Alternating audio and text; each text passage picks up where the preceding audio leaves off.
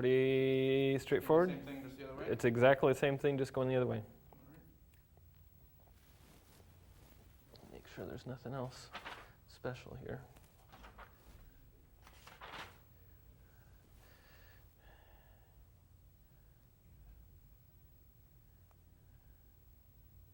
Nope.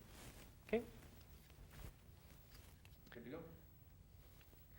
To measure active range of motion for wrist radial deviation, the patient is seated next to the table. The forearm and the hand are supported on the table in a fully pronated position.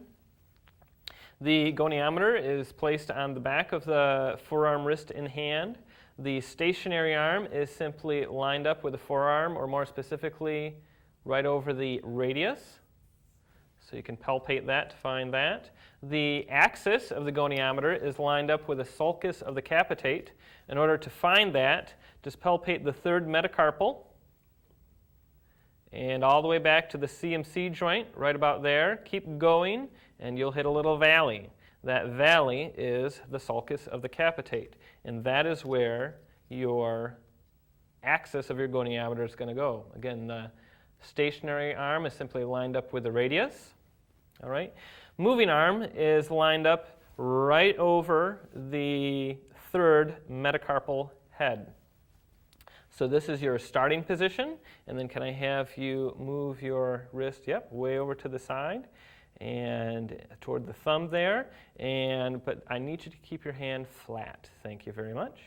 And is that as far as it goes? Okay.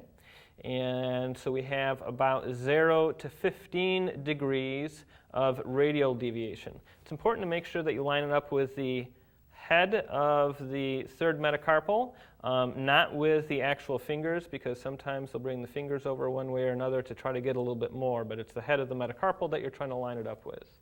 By the way, when I'm doing this in the clinic, I will typically measure both radial and ulnar deviation at the same time. This one is difficult in that it's hard to keep the stationary arm in the same place from one measurement to the next. So I'll do radial, and then I'll just say, can you bring your hand over to the other side towards your pinky?